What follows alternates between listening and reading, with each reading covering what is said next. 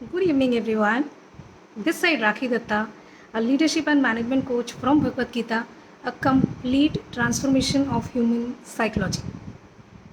So आज मैं फिर से आ गई हूँ आप सब लोगों के लिए to give you the essence of 13th chapter of Bhagavad Gita, क्षेत्र क्षेत्रज्ञ विभाग योग. अब इसका क्या मतलब है? इसका मतलब मैं आपको बताऊं उसके पहले मैं आपको एक रीसेंट घटना बताती हूँ जो मेरे ही साथ में घटित हुआ था.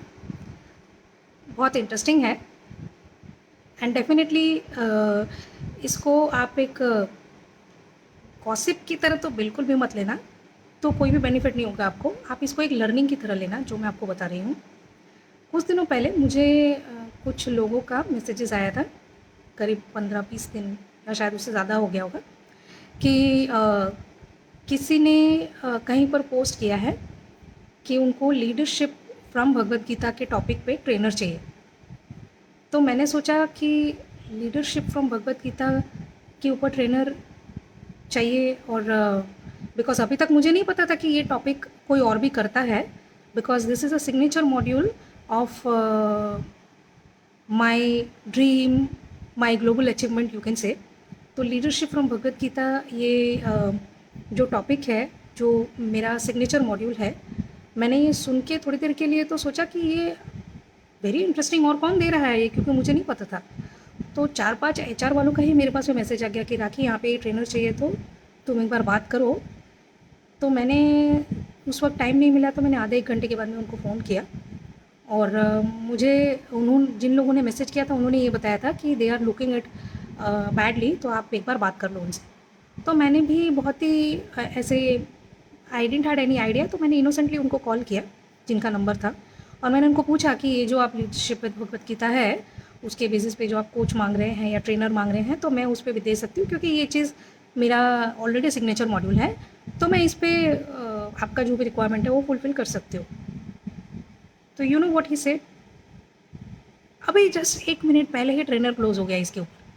मैं और चौंक गई कि इसके ऊपर ट्रेनर भी है, ये मुझे नहीं पता था. स्पिरिचुअल लीडर्स मैंने सुना है, माइथोलॉजिस्ट मैंने सुने हैं, लीडरशिप फ्रॉम भगवद गीता के ऊपर कोई ट्रेनर भी है अलग से, ये भी मैंने नहीं सुना. मैंने बोला इतनी सारी बातें मुझे नहीं पता कि मेरे जैसे इतने सारे लोग और भी हैं जो लोग यही सेम टॉपिक पे ट्रेनिंग भी देते हैं, कंसल्टेंसी भी करते हैं, और दूसरे ट्रेनर्स भी हैं. दूसरे दिन मुझे किसी ने वापस से मैसेज किया कि राखी इस चीज़ पे तुम ट्रेनिंग दे सकती हो. तो मैंने बोला नहीं, इन लोगों ने ऑलरेडी क्लोज़ कर लिया है, एंड आई थिंक ये टॉपिक में कुछ गड़बड़ है.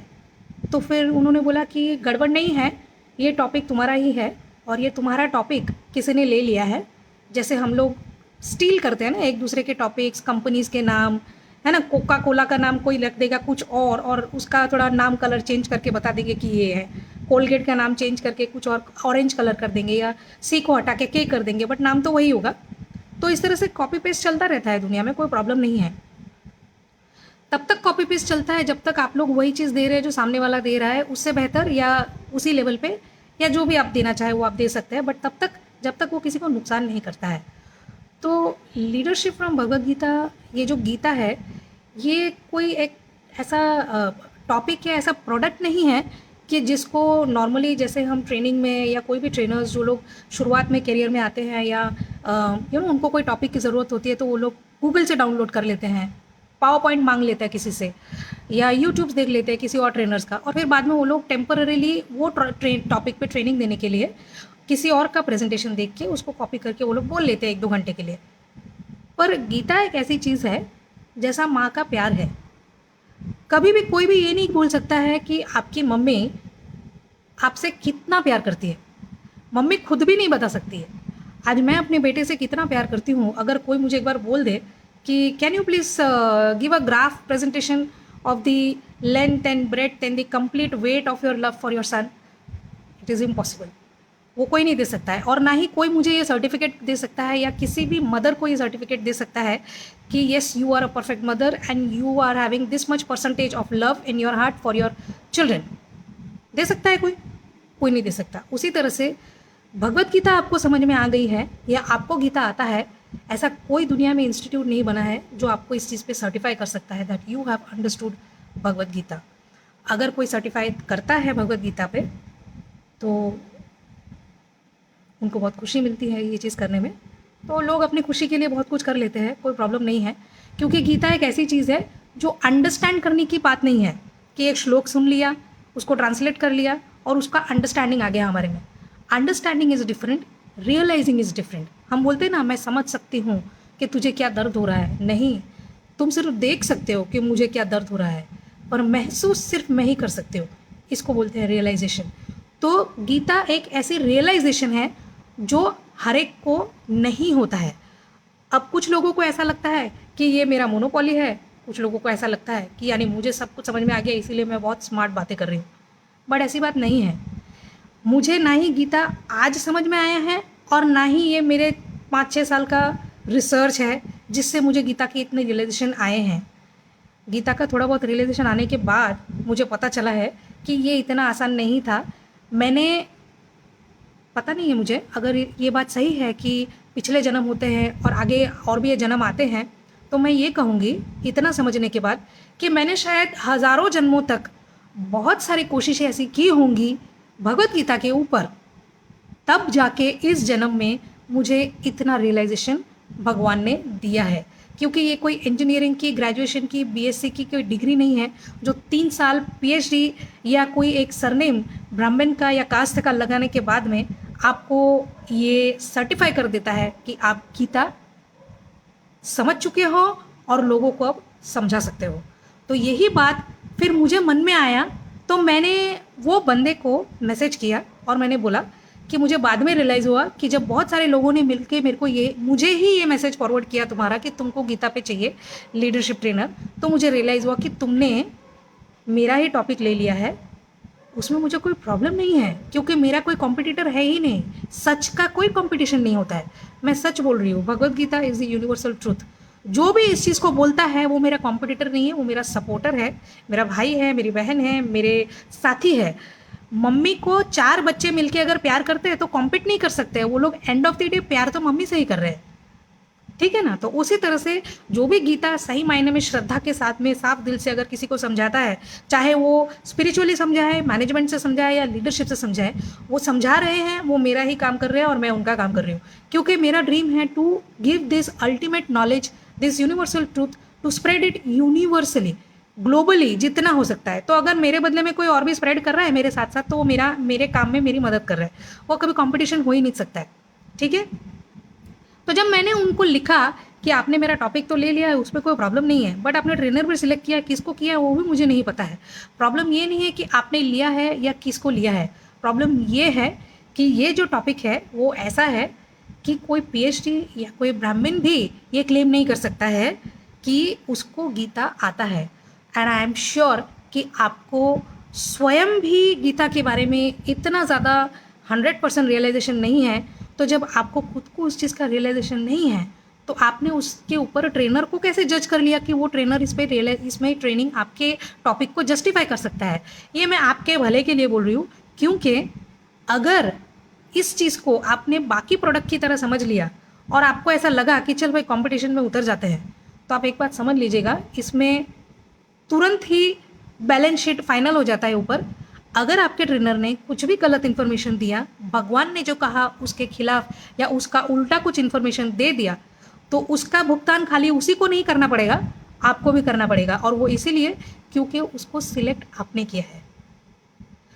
तो उन्होंने मेरे को कोई रिप्लाई तो नहीं किया उस वक्त मेरे मैसेज का। सरप्राइजिंगली मुझे लगा क्या हुआ, उसको शर्म आ गई क्या, या उसको गुस्सा आ गया क्या, या उसको बुरा लग गया क्या, या उसने रियलाइज कर लिया कि भाई राखी ने जो बोला वो सही बोला। थोड़े दिनों के बाद में ट्रेनर्स का भी मेरे को कॉल आने लगा और मेरे को बोला राखी, सो एंड सो इंसान के साथ में तुम्हारा कोई पंगा हुआ है क्या। तो मैंने बोला नहीं, मेरा तो कोई पंगा नहीं हुआ है। क्यों? और मैं ये इंसान को जानती भी नहीं हूँ जिसको तुम बोल रहे हो, क्योंकि मुझे सही में नहीं पता था, नाम से मैं नहीं जानती थी उनको। तब उन्होंने जब मुझे बोला मैटर ऐसा ऐसा है, तब मुझे रियलाइज़ हुआ कि हाँ ऐसा कुछ बात तो हुआ था मेरा। तेरे को कैसे पता चला? बोले उसने स्क्रीनशॉट लेके सोशल मीडिया में डाल दिया है। मैंने बोला एक्सीलेंट, ये तो बहुत ही अच्छा किया अगर उसने सोशल मीडिया पे डाल दिया है इस चीज़ को। तो पर प्रॉब्लम ये है कि उसने क्यों डाला है और उसने सोशल मीडिया, फॉर्चुनेटली या अनफॉर्चुनेटली पहले एचआर वालों का कॉल आया कि you go and give this training, उसके बाद में ट्रेनर्स का कॉल आया कि राखी क्या ये तुमने भेजा है उसको। यानी अब मैं ये समझ रही थी कि वो बंदे ने अपना बढ़ाई की है वो स्क्रीनशॉट मार के, या सबको और भी ये बता दिया कि भाई हाँ ये टॉपिक सही में मैंने लिया है, और ये जिन्होंने भी मेरे को कमेंट दिया है जिनका नाम मैंने डिलीट कर दिया है उन्होंने बिल्कुल सही लिखा है कि कोई भी पीएचडी या कोई भी डिग्री या कोई भी ब्राह्मण या कोई भी वर्ण ये गारंटी नहीं दे सकता है कि गीता वो बोल सकता है या वो समझ चुका है। तो अभी इसमें मुझे ये नहीं समझ में आ रहा है कि उन्होंने दिया क्यों, पर उन्होंने इसमें अपने आप को इस तरह से पेश किया कि देखो ट्रेनर्स को कितनी जेलसी हो रही है, मेरे को कंपटीशन में उतार रहे हैं और मुझे इस तरह के चैलेंजेस लाइफ में फेस होने को पड़ रहा है क्योंकि मैं बहुत आगे बढ़ रहा हूँ। बट किसी ने उसके पोस्ट को ना रिस्पॉन्ड किया ना कुछ, सिवाय उनके खुद के ही किसी ट्रेनर ने, जिन्होंने ऐसा कहा कि सही में मुझे दिख रहा है कि सामने वाला बंदा कितना फ्रस्ट्रेटेड है, और वो खुद जो कंसल्टेंट है वो भी उसमें लिख रहा है कि हाँ वो ऐसा बोल रहे हैं कि पीएचडी और ब्राह्मण नहीं दे सकते, यानी इनको गीता नहीं पता। अगर आप लोगों को सही में इसका मतलब जानना है कि पीएचडी और ब्राह्मण इस चीज़ को दे सकते हैं कि नहीं, तो मैंने आज ही थोड़ी देर पहले एक स्वामी मुकुंदानंदा का गीता के ऊपर यही वाले श्लोक के ऊपर एक्सप्लेनेशन मैंने पेस्ट किया है, आप लोग जाके देख लीजिए। उसमें उन्होंने भी ऐसा ही किया, कोइंसिडेंटली मैंने कल देखा, उन्होंने भी यही चीज़ लिखी जो मैंने वो कंसल्टेंट को लिखा। मैं उनका नाम नहीं बता रही हूँ, बट फिर भी ये सारी बातें मुझे आपको बताने का मतलब ये एक ही है कि 13th चैप्टर जो है वो इस चीज़ के रिलेटेड में है। जो मैंने उनसे कहा था कि अगर आप चीज़ को समझते नहीं हैं, अगर आप गीता को महसूस नहीं कर सकते हैं तो आप उसको बता नहीं सकते हैं। 13th चैप्टर में अर्जुन कृष्णा को ये पूछता है कि केशव मुझे आपसे ये जानना है कि प्रकृति क्या है, पुरुष क्या है, ट्रू नॉलेज क्या है, और ये क्षेत्र क्या है, क्षेत्रज्ञ क्या है, और जो नॉलेज रिसीवर होता है वो कौन होता है, ये सारी चीज़ें मुझे आप बताइए। इसके ऊपर कृष्णा उनको समझाते हैं कि मैं ये सारी चीज़ तुमको डिटेल में बताता हूँ कि क्षेत्र का मतलब क्या होता है और क्षेत्रज्ञ का क्या मतलब होता है। ये चीज़ आप सबके लिए बहुत बहुत बहुत इम्पॉर्टेंट है, आप लोग इस चीज़ को समझ लीजिए। ये आपको जानना उतना ही ज़रूरत है जैसे कोई हॉस्पिटल में जिस पेशेंट को एक्यूट नीड है ऑफ ए वेंटिलेटर, हर इंसान को ये सच की जानने की उतनी ज़रूरत है जितने एक वेंटिलेटर की ज़रूरत होती है वो लास्ट मोमेंट के पेशेंट को। ये सच आपको भी जानना उतना ही ज़रूरत है कि क्षेत्र और क्षेत्रज्ञ का मतलब क्या है। कृष्ण बोलता है कि क्षेत्र मतलब होता है द फील्ड ऑफ एक्टिविटीज़। आज हम क्रिकेट के पिच को देखा है ना आपने, जहाँ पे क्रिकेट खेला जाता है वो फील्ड है, उसमें क्या एक्टिविटी हो रहा है, क्रिकेट खेल रहे हैं लोग, आजू बाजू में ऑडियंसेस बैठी हुई है, वो लोग तालियां बजा रहे हैं, देख रहे हैं। So this is the field, right, जहाँ पर एक्टिविटीज़ हो रही है। और यही फील्ड का डेफिनेशन है हमारा खुद का बॉडी। कृष्णा बोल रहा है ये जो शरीर है, ये जो बॉडी है वो है क्षेत्र, यानी द फील्ड ऑफ एक्टिविटीज़। जितनी भी एक्टिविटीज़, ये जो मैं आपको बात कर रही हूँ, this is an activity through the field of my body. तो फिर क्षेत्रज्ञ क्या है? क्षेत्रज्ञ वो है, वेरी इंटरेस्टिंग, क्षेत्रज्ञ वो है जो इस फील्ड को जानता है, यानी आत्मा, your soul and the God. अब ये क्यों मैंने आपको कहा कि ये इतना इंपॉर्टेंट है, क्योंकि पीपल, जैसा मैंने ये अभी आपको उस कंसल्टेंट के बारे में बताया, people do not know the truth and they try to speak the truth. If you do not know the truth, how will you speak about the truth? Here the truth is what Krishna means to say कि जैसे तुम एक शरीर हो, तुम्हारी आत्मा क्षेत्रज्ञ है, उसी तरह से ये पूरा ब्रह्मांड जो बिगिनिंगलेस है, जिसका ना शुरुआत है ना कोई एंड है, वो एक क्षेत्र है। हर एक इंसान एक क्षेत्र है मेरे लिए, और मैं हूँ क्षेत्रज्ञ। मैं हर फील्ड के बारे में जानता हूँ, मैं पूरे ब्रह्मांड के बारे में जानता हूँ, क्योंकि मैं स्वयं ही वो हूँ। मैं सबके अंदर भी हूँ और मैं सबके बाहर भी हूँ, इसीलिए मुझे परफेक्ट नॉलेज है। बट यू बीइंग अ क्षेत्रज्ञ, यू मीन्स अर्जुन, तो अर्जुन तो मैं फिर भी बोलूँगी बहुत ही बेटर क्षेत्रज्ञ था, बिकॉज उस जमाने में जब द्वापर युग था फिर भी लोगों को थोड़ा बहुत धर्म के नाम पे ज्ञान था। आज के तारीख में तो कलयुग चल रहा है, आप जाने दो उस ज्ञान को। इसलिए जितना मैं आपको बता रही हूँ कम से कम उतना सुन के अगर आप वेरीफाई करना चाहते हो तो आप कर लीजिएगा भगवद गीता उठा के उसमें, ठीक है। तो कृष्णा वो बोल रहे हैं कि आप भी क्षेत्रज्ञ हैं, आपके अंदर भी आत्मा है। द ओनली थिंग इज कि आपका जो आत्मा है वो प्योरली देख नहीं पा रहा है अपने क्षेत्र को। क्यों? क्योंकि आप, मैं, अर्जुन की तरह आप और मैं, हर इंसान अपने आप को इस क्षेत्र के साथ आइडेंटिफाई करते हैं। अभी मैं आपको सिंपल सा एक एग्जांपल देती हूँ। आपने घर खरीदा है, चाहे वो आपका खुद का घर है या आप रेंट पे रह रहे हैं। आर यू द हाउस और यू आर द ड्वेलर? आप वो मकान है या आप उसके अंदर रहने वाले इंसान हैं? सवाल का जवाब आपके पास में है। It is as simple as it is. Are you going to consider yourself और give your introduction as per the house and its constructions? क्या आप लोगों को जाके अगर आपको कोई अपने बारे में पूछता है कि आप कौन है, तो आप ये बोलेंगे मैं सो एंड सो नंबर जो मकान है और ये जो सोसाइटी नंबर है मैं वो हूँ? क्या आप बोलेंगे?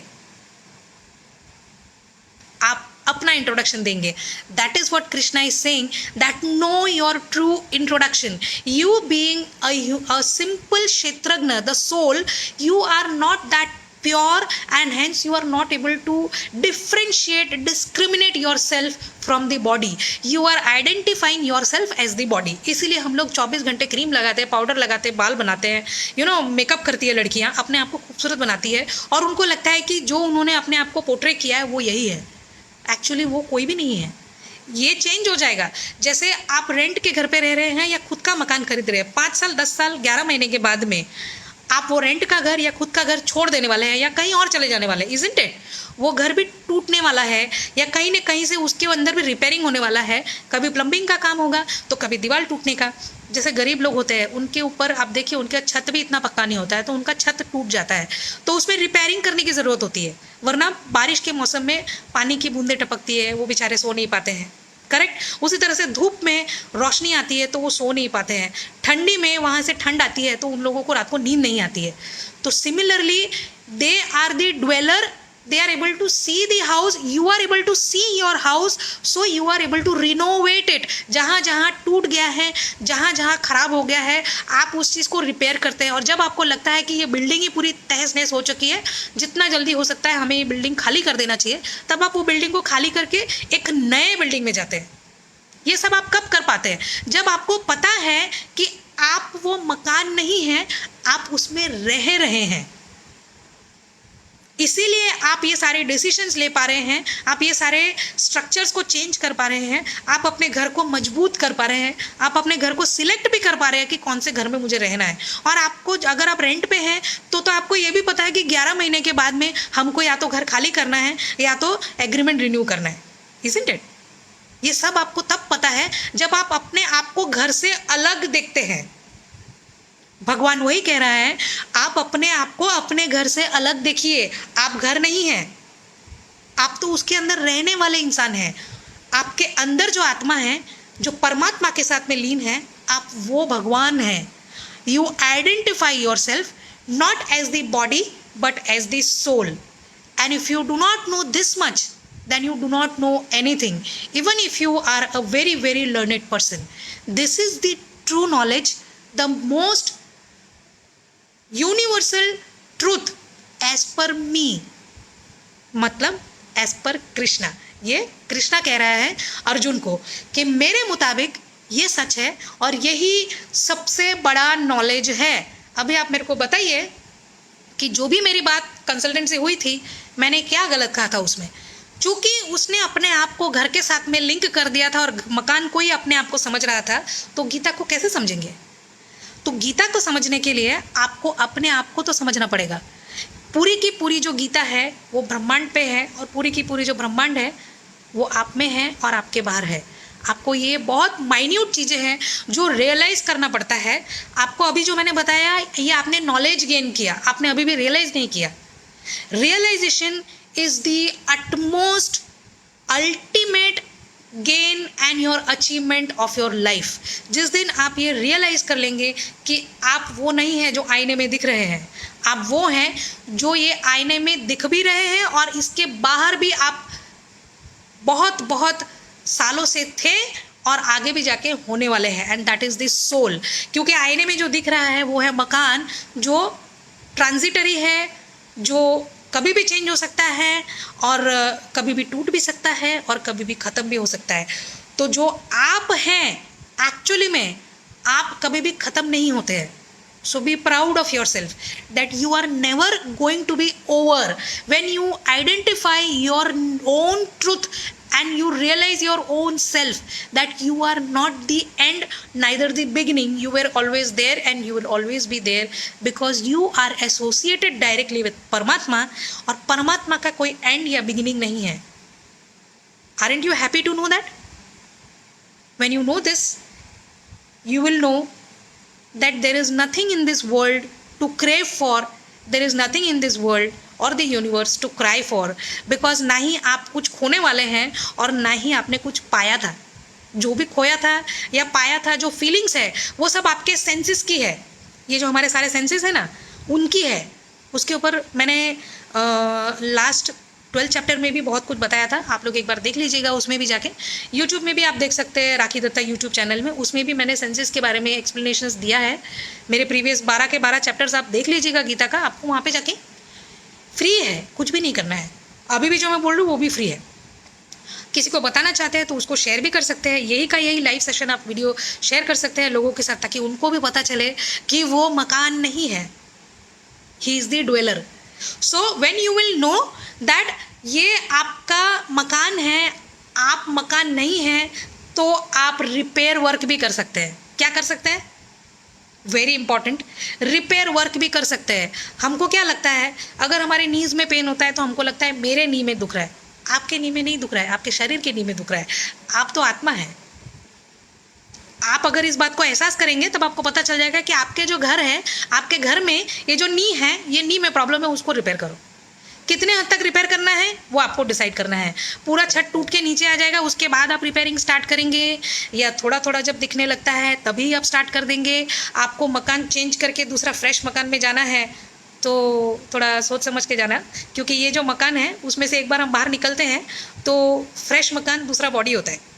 बट जब तक आप इस मकान के अंदर हैं तब तक ये मकान को आप अच्छे से पहचानिए. सबसे पहली तो पहचान आपके लिए ये है कि ये मकान आपके लिए परमानेंट नहीं है. जैसे ही आप समझ लोगे, आप अलग हो जाओगे इस घर से. किससे?